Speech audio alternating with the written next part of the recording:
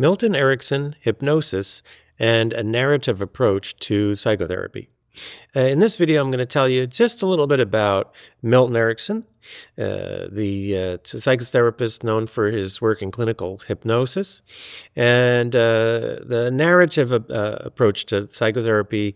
And I'll give you a little exercise that you can do to kind of get a little bit of a taste for this kind of work. Now, Milton Erickson is very different from Freud, okay? Freud said he was wanting to make the unconscious conscious. We could think of Milton Erickson in some respects as wanting to make the conscious unconscious, okay? Now, that's not really exactly right, but there's a certain amount of truth in it.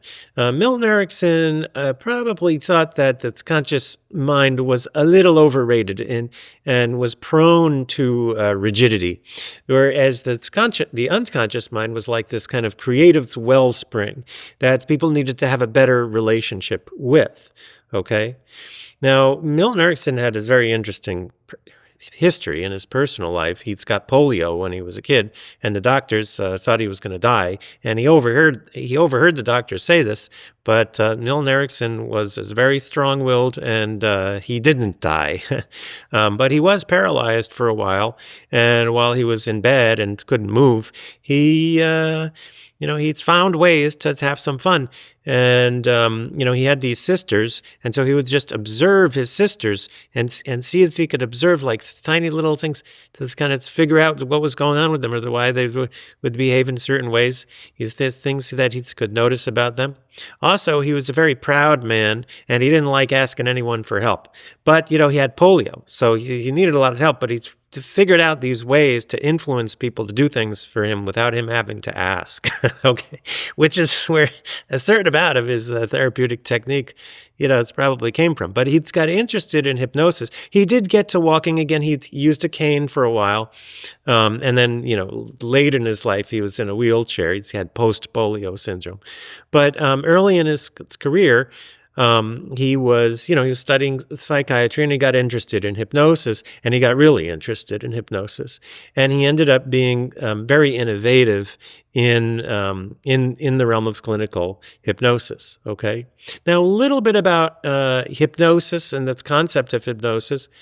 The word hypnosis, first of all, is probably an unfortunate term for what it stands for.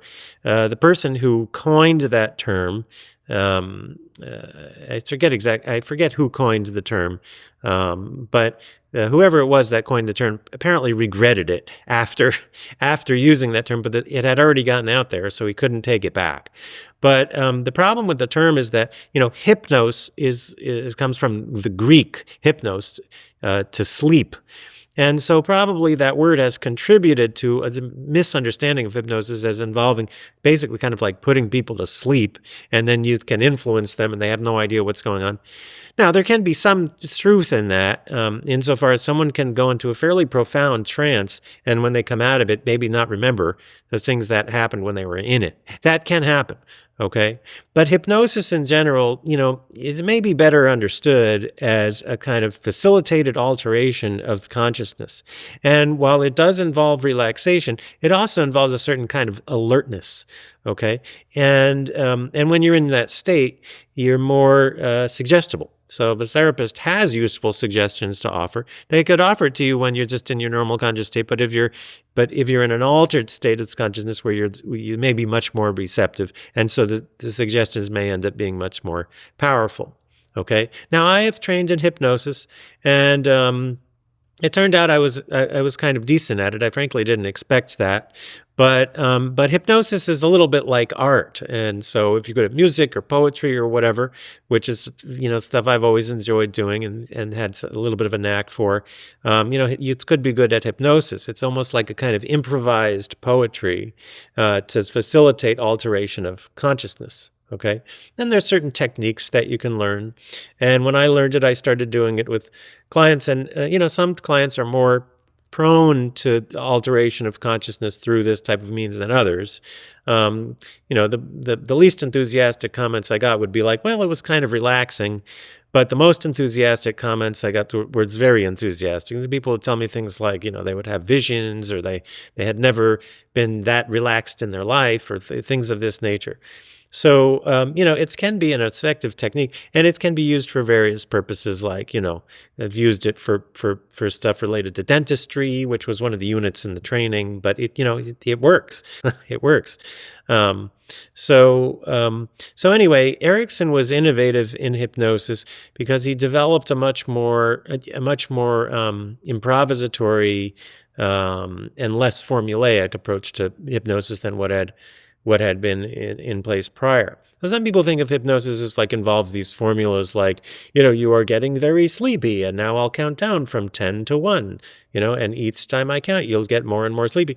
It's kind of formulaic approach, one size fits all.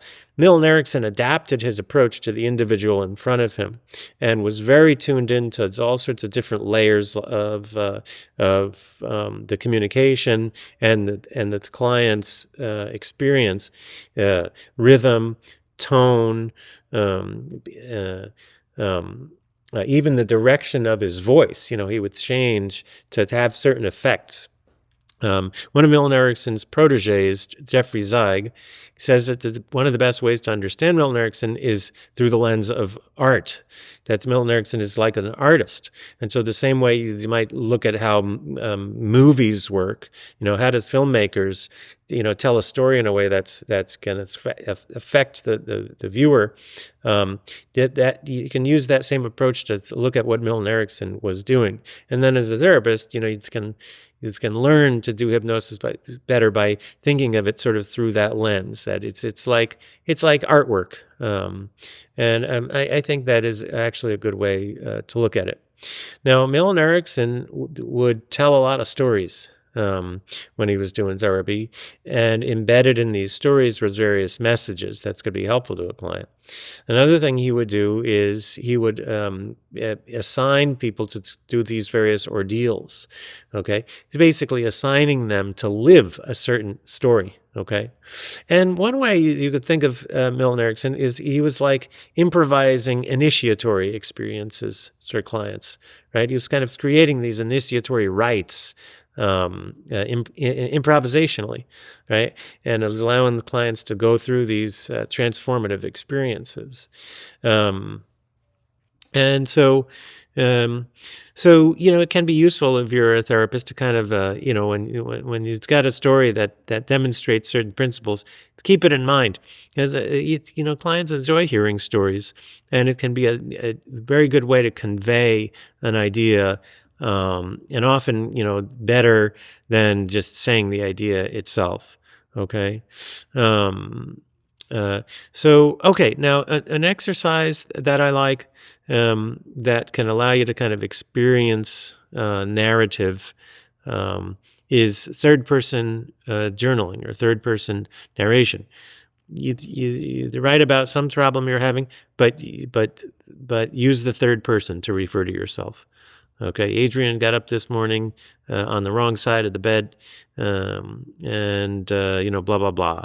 You tell the story from there. Then once you've written that, you can read the story and just see what you notice, see what pops out at you. There's maybe things that pop out when you put this in the third person, that will be very useful insights. It's kind of seeing your own life through the lens of a kind of third person narrative. Okay, and that can be an interesting exercise to do. All right, well, I hope you find this useful, and I'll be back with more soon.